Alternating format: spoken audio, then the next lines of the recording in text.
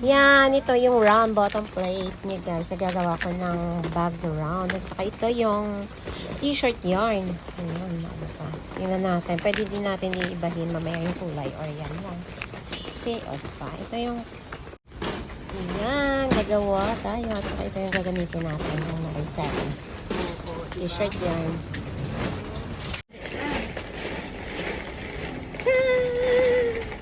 Let's start! Hello guys, ito nga pala gagawa ko ng bucket bag. Ayan, first time ko po ito siyang gagawin. Kaya ito po yung yung t-shirt yarn. Ayan, nagamit. Yan, nakamute na lang po yan guys yung video kasi nagchichismis dyan si tita sa akin. O, ayan. Para hindi nyo na marinig yung chismisan namin. O, ayan. Mag-voice over na lang ako. O, diba? Parang ang galing-galing ko talagang gumawa. No? Pero mahirap pala siya, guys. Kasi, ano siya.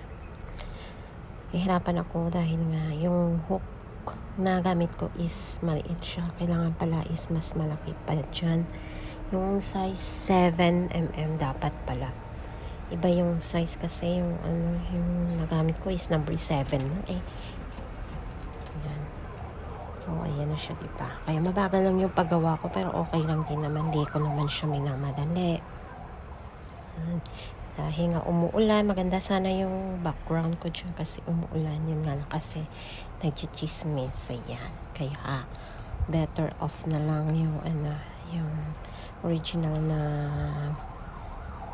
audio nito. Ayan. Tapos, yung nga siya guys, yung t-shirt yarn, nagtitwist siya. Kasi nga, siguro dahil sa hook na gamit ko. Nung nag-ask nga ako sa anak ko, sabi niya, hindi naman daw nagtitwist sa kanya eh. Pag, gamit niya itong t-shirt yarn. Malaki ay pala yung hook na gamit niya. Yung sa akin na gamit is maliit. Ay, naku na lang talaga. Hindi talaga ako magaling. Hindi pa marunong masyado. Ayan. Kaya naghahanap pa ako ng malaking hook. Ayun, nagpa-order nga pala ako ulit sa kanya. Yung mga malalaking hook na size naman. Para sa next niya, magpapadala siya dito. Ayan. Ano ba yan yung background music ko? Wang, wang, wang, wang, wang. May gosh, ano nangyari ba? Sa taas, may sunog ba? Ay, ako. Yan yun na siya guys. Yan. O, diba? Nakaraos din naman ng nakailang rows na din ako. Diba? O, ayan. Naka second rows na din. Galing o, diba? So, ayan nga, diba? Nakikita nyo naman, nagtitwist siya. Dahil nga sa hook na gamit ko. Ayan. So, na din ako. Meron na din akong hook na malaki-laki. At saka, magpapadala ako ulit dito sa anak ko ng t-shirt yarn. Ayan. Pero mabigat siya pag ipabox siya ata.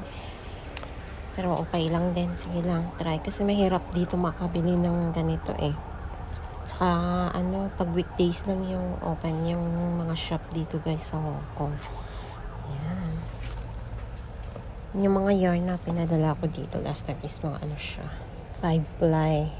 Ayan. At saka meron din yung 1.5mm na poly, yun, na yarn.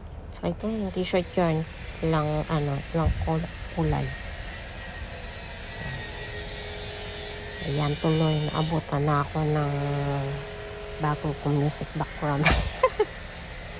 Ayan yung tunog. Ayan yung background ko. Nako. Kasi talaga. Maganda na yan sana pakinggan dyan yung tunog ng ulan. Kaso kasi may kachismisan ako. Ayan. Kaya better, off natin ang original audio. Ayan. O, diba? Pasensyahan nyo na ang aking music background ko na ganyan. Kasi may naayos dito sa building.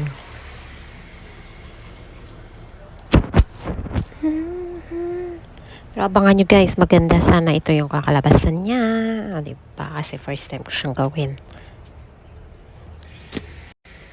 At ito na siya nga guys. Ayan, nakailang rows na din ako. O, diba?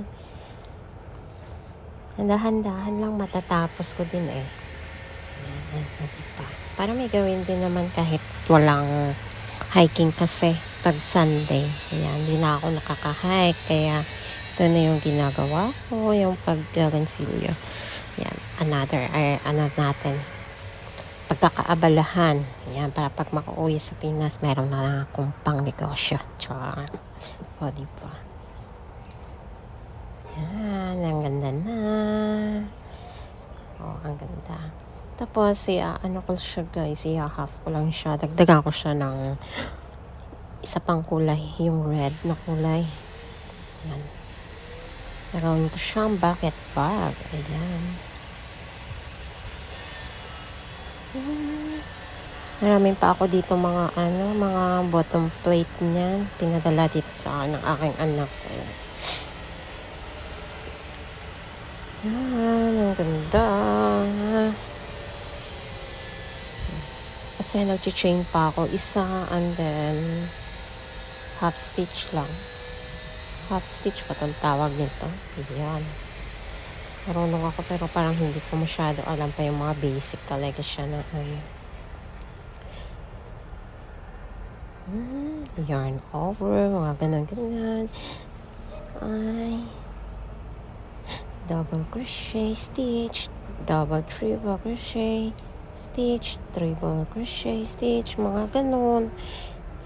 Hindi ko masyado nang alam. Kasi nga yung nakasanayan ko kasi dati is yung paggawa lang ng guys, yung maliit na sombrero. Yung ginagawa pang ipit. At saka gumagawa din ako ng cellphone pouch dati. At saka headband. Ayan. At saka maliit na wallet. Ayan, yung mga pambata. Yan yung pinakabalahan ko dati. Ayan, diba? Ayan na siya guys. Akala ko talaga hindi ko siya matatapos or hindi maganda kalalabasan niya. Pero well, abangan nyo guys hanggang matapos itong video na to. Sana makabili din ako ng tripod para mas maganda yung yung nag-video ako ba. Kasi ayan, pinapatong ko lang dyan sa isa pang yarn yung ko, yung cellphone ko. Ayan, nakaka-video na malapitan. Kaso, para din ako naduduling. Hindi pa sanay. O, ayan na nga, dinagdaga ko na ng sa pangkulay. At ayan, yung red.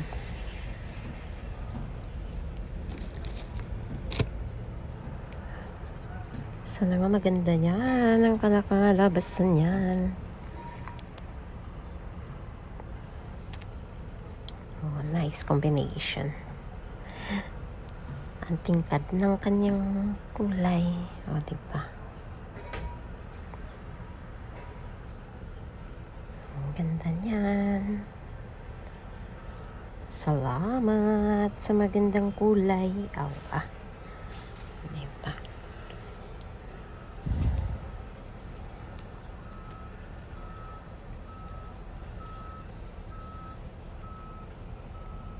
Abang-abang natin.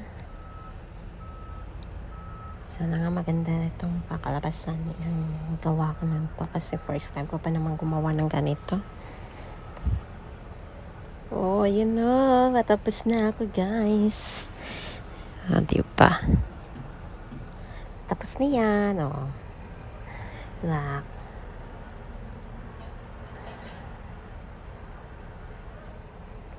Siya. Tapos na. Tapos na daw ba? Talaga. Tapos na ba yan? O, ganyan. Ipo-fold siya sa gilid at gilid. Diba?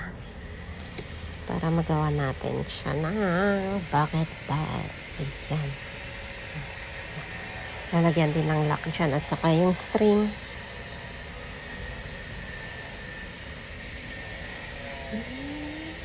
Diba?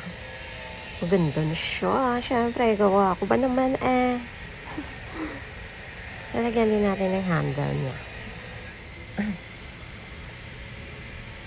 Ang ganda na. Maganda ba? Talaga.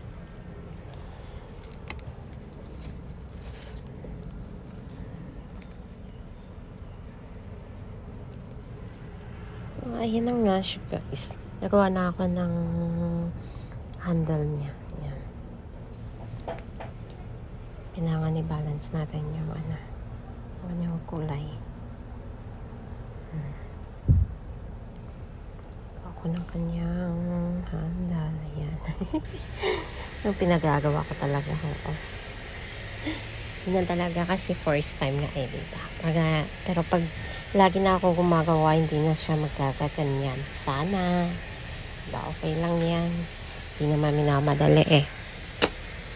Kayang-kaya pa rin yung gawin. Diba? Huwag natin hanggang 4 ata. Ano ba yung aking music background na yan? Ako na lang, baka pa naman ano pa yan ni Meta, no? I-copyright pa niya yung ganyan ng music ko. Ayan, diba ganun na siya. Oops, para pa siyang matatagal. Ayaw pang makisama eh. Sana nga maganda siya. Ayan, and then pikot-ikutin natin. Twist. Ayan.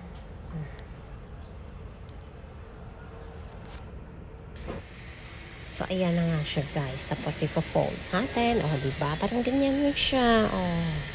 Diba? Ang ganda na rin tingnan. Ayan. Ilalagay natin dyan sa bag. Ito natin ng ganyan. Yung pang... wala na holder.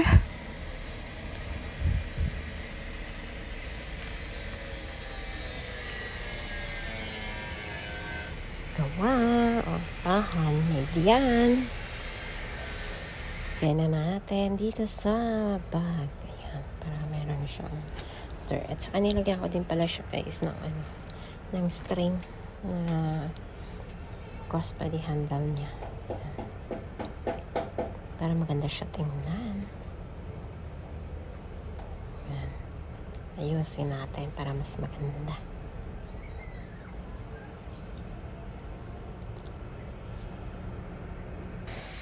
So, ayan na nga guys, nailagay ko na siya. Diba? Meron na din siyang lock. Hagain na natin. Mag-video muna tayo dito banda. Ito na pala siya guys, yung natapos ko.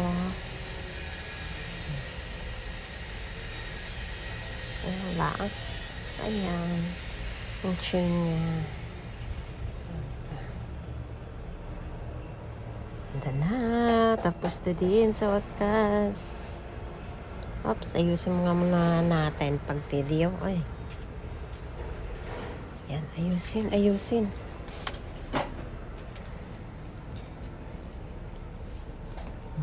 Ganda.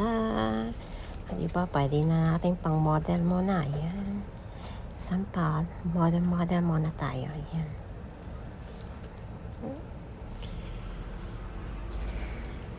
Model muna natin. Diba? Yan siya. Tapos na din. Then, ilalak ulit natin para ayos. Tingnan. Diba? Ganda. Galing-galing ko naman gumawa. Char. Siyempre, ako yung gumawa eh. Kailangan maganda. Diba? Sample natin ulit. Yung walang, panghandal lang.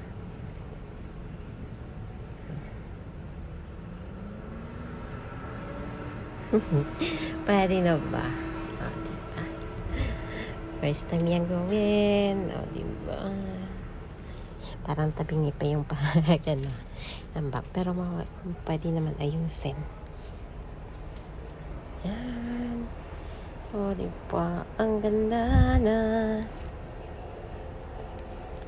Yan na siya guys. Diba? Ang ganda. Ayan na nga. Diba? Tapos na din siya sa wakas. Ayan. Pwede na ulit makagawa ng bagong design. Ay, ganda. Thanks for watching, guys. Tsaka ito pala siya, guys. Mayroon nag-request sa akin na palitan daw yung metal na cord or yung metal na string ng pensilyo talaga na strap. O, ayan. So, pinalitan ko agad nung nabasa ko yung message niya sa akin. Yan. Diba? Ang ganda niyan. Eh, gusto niya puro handmade. Ayan. Wala lang daw yung string na metal. Oh, ayan, by request. Chan, chan, chan. Pwedeng-pwede na. Oh, asan ka pa dyan? Yan, ang galing gumawa. Well, thanks for watching, guys. Abangan nyo naman sa susunod kong mga video. Gagawa na naman ako ng panibagong design na bags. Ayan. Thank you.